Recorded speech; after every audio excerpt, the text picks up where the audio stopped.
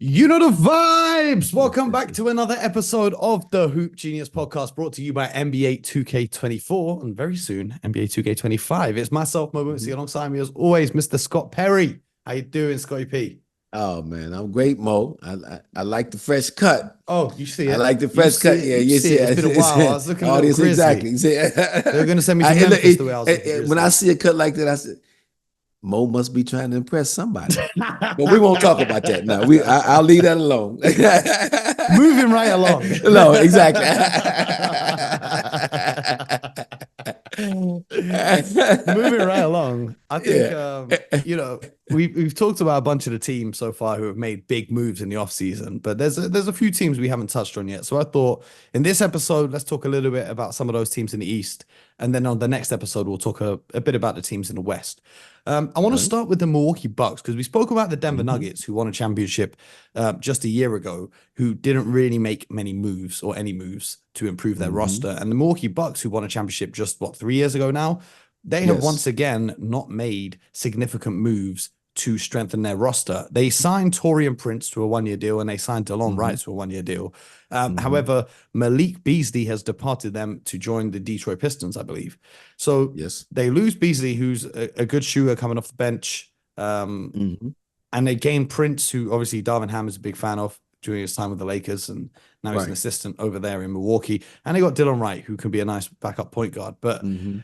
does it feel to you? Because it feels to me that the Nuggets are kind of now not doing the prime of Nikola Jokic justice, and the Bucks aren't doing justice to the prime of Giannis Antetokounmpo, especially after trading for Damian Lillard. You'd think they want to use this offseason to upgrade the roster even more after such a disappointment last year. Yeah, but difficulty though for the Bucks is they are limited in terms of what they have to offer to other teams to make moves, to trade for players. They also are very limited from a salary cap perspective.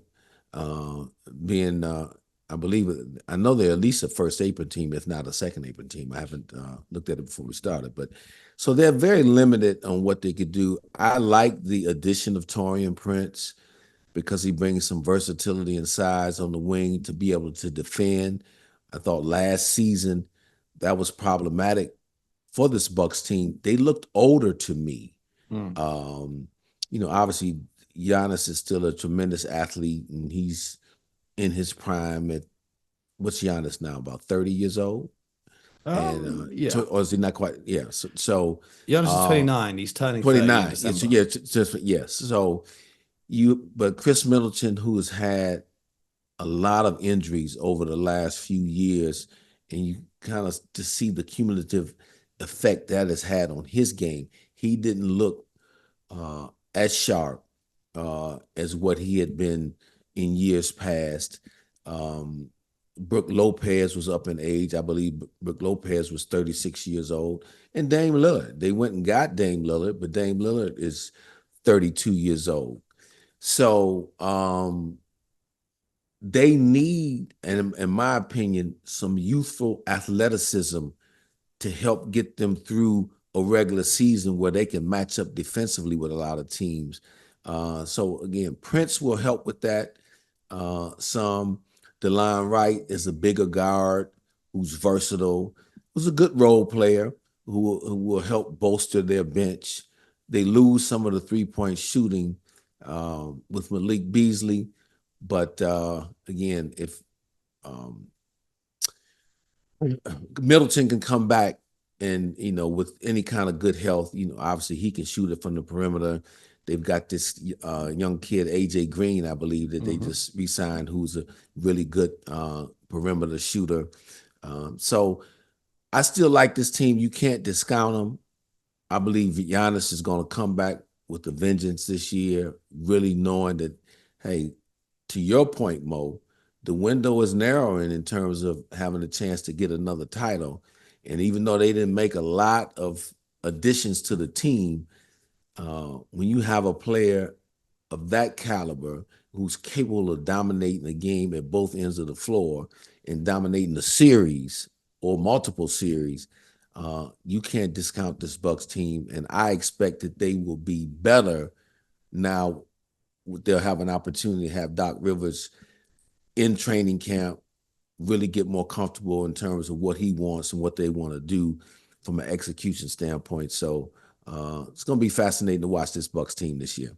I think my biggest concern, aside from the depth of this team, is the point of attack defense. Because Damian Lillard is not a good defender at the point guard position. And then if they play Chris Middleton at 2, he's not really known for his defense, which is okay. Because, you've got Giannis and Brook Lopez, 2 of the best rim protectors we have in the NBA. However, the rumors are swirling that they're trying to trade Brook Lopez. And it's been reported that the Bucks asking price for Brook Lopez is a first-round pick. He's a 36-year-old center with $23 million on his contract. And a lot of teams aren't willing to pay that price because obviously it's not a long-term investment. To sign Brook Lopez, you really got to be a contender at his age. And with the salary he commands, it's tough to orchestrate those trades, with the second apron that we spoke about before.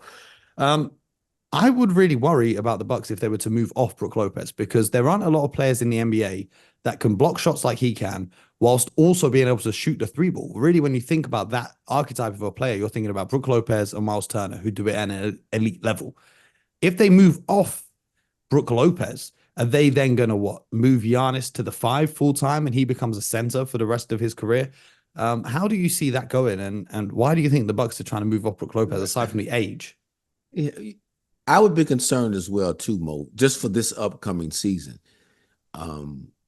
You get rid of him, a legit center like this, and I know a lot of teams want to play smaller ball and all like that.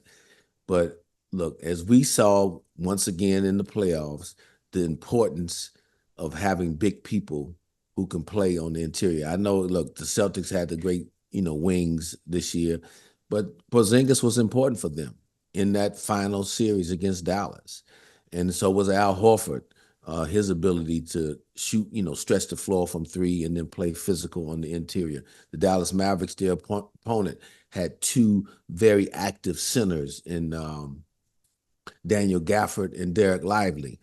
So I would be reticent to move on from Brook Lopez unless I could get some younger center in return. That was more athletic. Now, you're limited with Brook defensively.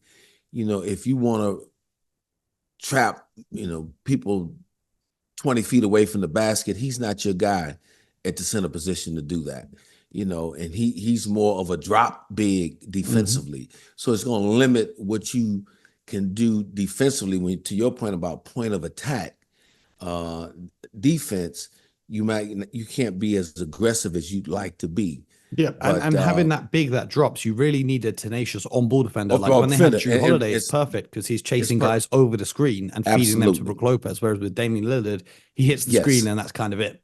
Yes, and so so that's difficult. But again, that's why Doc Rivers is getting paid the big money to try to figure out how he can scheme defensively to quote unquote make up for that a little bit. I'd rather him than me. Yeah, exactly. And I know the challenge is that. But Brook, to your point, provides offense too. What I would be trying to do, just like they went and got the kid from the Lakers, Taurean Prince. If I were them, I would be trying to get. I mean, he could be smaller too. A backup center for Brook Lopez that was athletic, who could come out and play 20 minutes a night throughout the regular season and allow them to be a little more aggressive defensively. A guy who could come out and help trap some ball screens and bring some more defensive versatility out on the perimeter at that 5 position. That would be important for this team to get them through to the other side, to the playoffs.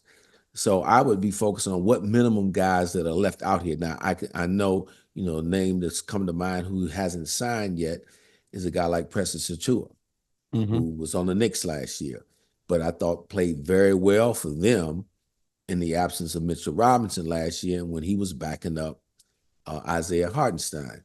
So is there a way that they could go out and get a guy like him to bolster their front court? Again, because people can't underestimate the value of having energy and athleticism, especially during the regular season. season is so long. That's where that youth comes in and helps you. And Milwaukee needs an infusion of youth.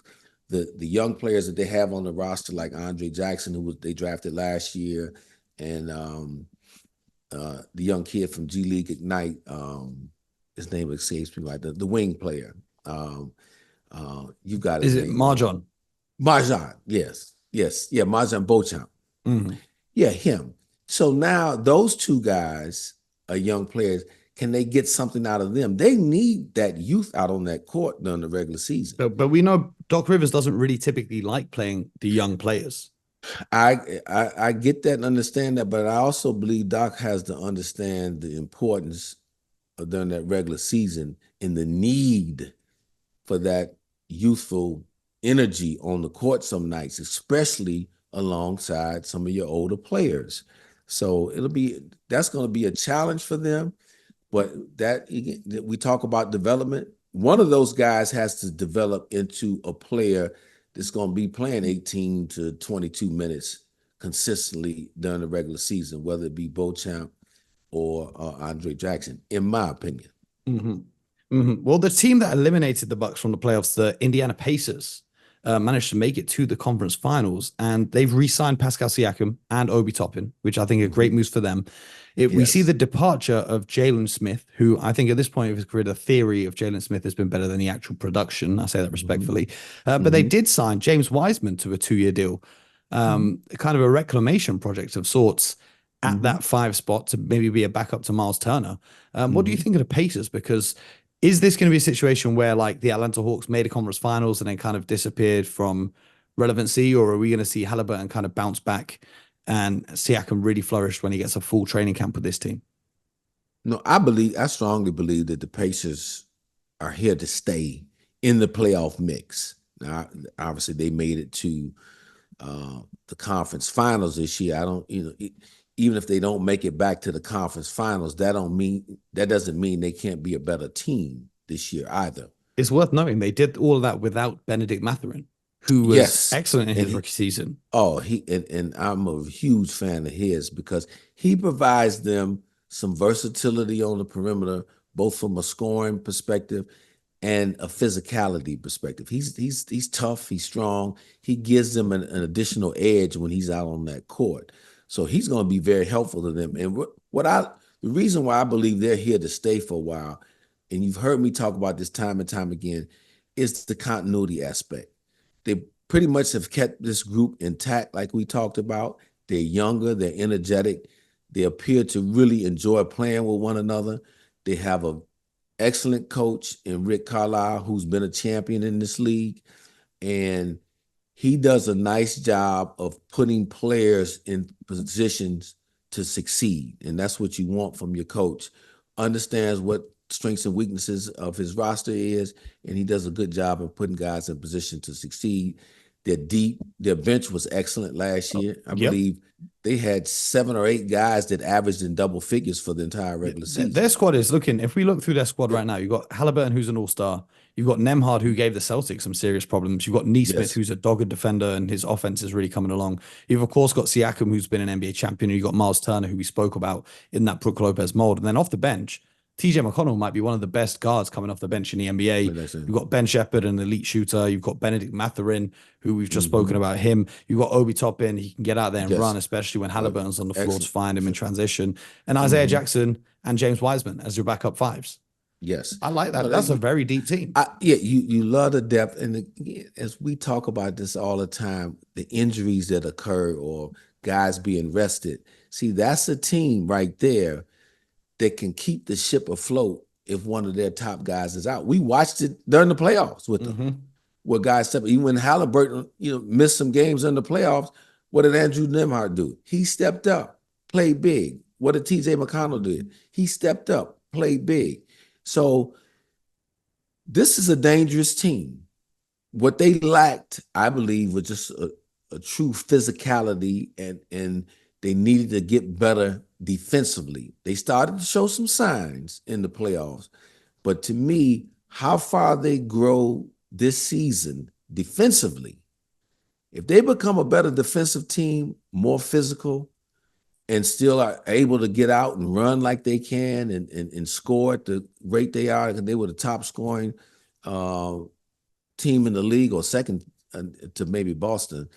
They are going to be another tough team in this Eastern Conference. I know we're talking a lot about the Knicks challenging the Celtics, and I know we're talking a lot about Philadelphia challenging the Celtics, but don't sleep on this Pacers team at all, because they're not a one-off type of team or organization to me. They're going to be firmly in that top, 5 or 6 in the Eastern Conference, and they can challenge for one of those, top 3 spots really if they get better defensively, like I was just mentioning to you.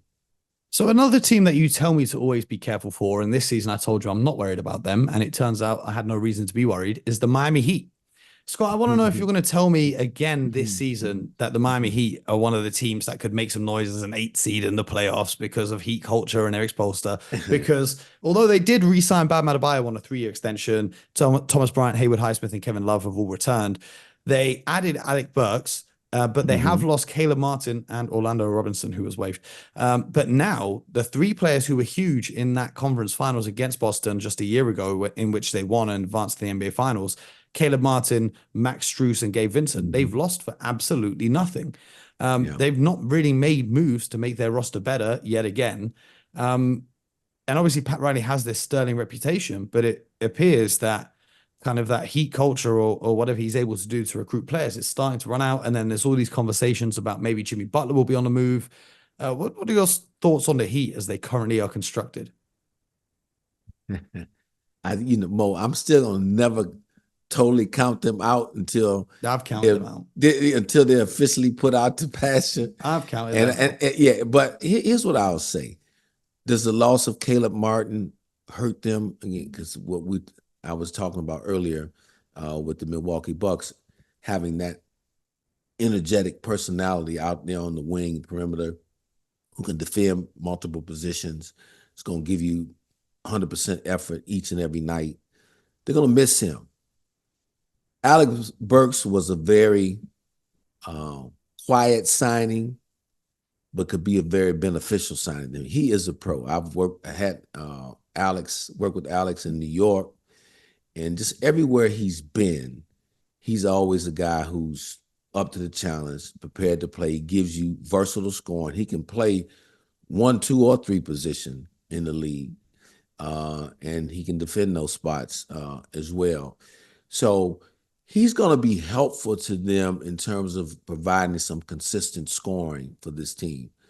You got to figure that Bam is going to continue to take, step forward in his game and his all-around ability. So having him as your franchise guy and your anchor guy, you're going to be competitive with him. Tyler Hero, it'll be big to watch him. Can he get a little better defensively? He had the one game that they beat the Celtics in the playoffs where he showed a little stretch that he could play a little defense. So when a player shows me that, I know there's more there. Now, again, I'm not expecting him to become some great defensive stopper, but he has to get better and more consistent to where he's a viable team defender night in and night out. Because if he can do that, that helps his team. And one thing I know about the Heat too, and reason why I never count them out. Once that season starts, they will self-assess as well as anybody, and they will continually try to figure out how to add personnel to that team. They're not a team that's going to be looking like, oh, okay, we're just going to tear this down and we want to run to the back. They also get a full season from Terry Rozier, who joined them in a trade. Yes, good point. The player I'm most excited to see, I guess, is Nikola Jovic, as he showed some real improvement last year. And also Jaime Jaquez, because he was a rookie, even though he's an older rookie, he can still improve his game. So we're going to see how that goes. But I'm not going to be writing the Heat off completely. I think they will make the playoffs for sure, because the rest of the Eastern Conference, if you look at the Pistons, the Wizards, the Hornets, the Raptors, the Nets, the Bulls, maybe even the Hawks. They're not really serious teams. So yeah, those teams aren't gonna catch Miami, yeah. in my opinion. Right. So Yeah, the no the only question. one I wanted to talk about while we still focus on the Eastern Conference is the Cleveland Cavaliers, who managed to finally get that Donovan Mitchell 3-year commitment extension. They didn't make any additions to the roster though, unless I've missed something. But what do you think about the Cavs? Because every year we say, they should be a top four team, but you know, you don't want to be just a top four team. You want to be a serious contender. Are you looking at them as serious contenders to come out the East? They're contenders. I don't see them yet as a team that is the Eastern Conference champion level yet. So much depends on a couple things. First, Evan Mobley. We finally started to see some signs from Evan Mobley down the back stretch of the season and into the playoffs of his ability to be this dynamic player that we all thought he was going to be when he was drafted. He's very skilled and talented. Can he come back stronger? Can he come back this season as a guy who is a legitimate second scoring option to Donovan Mitchell? Now, I understand that Darius Garland is still there, and obviously he, is a 20-point a game scorer. But they need Evan Mobley really to take the jump and be that second guy next to Donovan Mitchell. And then Darius Garland can go ahead and, play the game the way he plays it.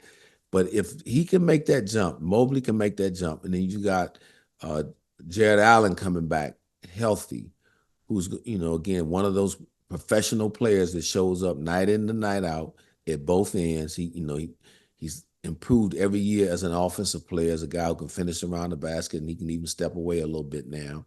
And then defensively, he's going to protect the rim for you, and he's going to rebound his position pretty well. So I like this team. I think they still need a little more depth. It'll be interesting to, Strus and those guys. This will be their second full season going around. When they added he and Georges Niang last year, how those guys come back this year. You've got Karis LeVert. Marcus They got Morris. a nice group. But now they're going to have to adjust to a new coach too. So how long does that take? And Kenny Atkinson is really well known and well respected for his ability to develop players too. So I would look to see, again, you look at a guy like Mobley. I'm sure he's going to look at him and say, okay, how can I begin to expand his game? And probably some of that's going to begin with starting to shoot more 3-point shots. Yep, necessary. Because if you're going to keep that front court pairing together, Mobley and Allen, one of them has to learn how to shoot. And, we talk all the time about their guard pairing of Garland and Mitchell and how that can hold up defensively as well. So we're going to have to wait and see what happens. That's smart. Yeah, this is a team, to me, Mo, that is primed to watch for any potential moves in season once the season absolutely to make that next jump. And so, and I know I just read with Darius. I would like to see. I will just throw this out there. Something I think that would work for both teams is, well, this would have been before the DeJounte Murray trade to the Pelicans, because what I had in my head was Darius Garland for Brandon Ingram, because it would have given the Pelicans a great young point guard, and it would give the Cavs the ability to make Donovan Mitchell a 1, have Strus at the 2, and then Ingram at the 3. That's the move I would have liked to have seen this offseason. They would have been very long too when you put out there Brandon Ingram, Jared Allen, and Evan Mobley, and they would be very dynamic that way, and they'd be good, very good defensively too. Even though that's not necessarily Brandon Ingram's calling card, but both Mobley and Jared Allen are pretty solid defenders. But no, I don't see that happening now. It makes no sense for New Orleans now that they've got DeJounte Murray to take another smaller guard down there. And they already have C.J. McCollum, who's a smaller 2 guard on the roster. So now New Orleans may be trying to get Jared Allen from them. But now, if you're Cleveland, if you give up Jared Allen, who do you have on the interior? Is Evan Mobley ready to take over full time at the 5 position? I'll worry about the physicality. Yes, I agree. If you trying to go deep, can he match up a lot of nights the way the league is going now? Yeah, I'm sure he could. But once you got into the playoffs and it became really bump and grind physical, he may be a couple years away from that, being able to do that at the 5 position. Any other teams out in the East that you want to talk about? We spoke about the Celtics a lot, the Knicks. We've spoken about the Magic as well. Is there anyone left that we're not thinking about that could make some noise in the playoff picture? One team that'll be interesting to watch. I'm not sure just to see, but I'm just based on what they committed financially this offseason is the Toronto Raptors. They max out Scotty Barnes. Emmanuel quickly signs for a huge deal to be. I think he's going to be fantastic this season. Yes. Oh, and you got to look at his numbers. Both he and RJ Barrett post trade, their numbers jumped from when they were with the Knicks. I believe quickly averaged nearly 19 points a game once he made it over to Toronto, and 7 or 8 assists. So both, higher than what he was averaging, obviously coming off the bench for the Knicks. And RJ Barrett's efficiency went up. I believe his time at Toronto, he averaged 21 points a game, almost 22, but his shooting percentages were up. His 3-point shooting percentage went up to 39, I believe. And his assist numbers went up. So it will be interesting to watch this team. They had a lot of injuries, and they were devoid of size last year as well on the interior. It'll be interesting to watch this team. They could be possibly a sleeper team because, again, there's 3 pretty good young players that you have in Barnes, Barrett, and Quickly, to see how that group comes together. And they won't be an easy out on a lot of nights because of those 3 guys, and they're going to compete, play hard, and it seemed like they played well together. Yep, and they added Davion Mitchell as well, to maybe come off the bench, and then they got Sasha Vazenkov, who maybe wants to play in Europe, and we're hearing that Pat Bev is not going to be in the NBA anymore. He's going to be headed to Europe to play over in the EuroLeague. So that's interesting. But yeah, appreciate you, Scott. We're going to keep an eye on the Eastern Conference, and hopefully no one challenges my Celtics, but we'll see. We'll see what happens with all of that. We're going to learn a lot about the Celtics team now, just how bad they want to repeat. Because they had a long climb to get there. No one's repeated in a while now. Yes, and I believe they'll be up to the task. They'll be right there again, but it'll just be interesting to see, because not that they weren't getting people's best shots this year, but now that they are the reigning champs, it's a little bit different when you walk into that building, and it's going to mean that much more to the opposing teams that they can knock you off. So it will be fascinating to watch that this year. Absolutely. And I'm looking forward to it, Scott. I'm looking forward to it. I know. Yeah. Give it your best shot. See, yeah. So Mo, you walking around like you have house money now. You got a championship under your belt, so now you're going for 2, huh? It's so nice. You got to do it twice. Twice, exactly. We'll see. Well, in the next episode, we're going to talk about the Western Conference and which teams could maybe come out of there to challenge the Celtics. But in the meantime, make sure you subscribe to the show, YouTube, Spotify, Apple, wherever you get your podcast from. Scott and I will be back very soon with another one. And until next time, get buckets.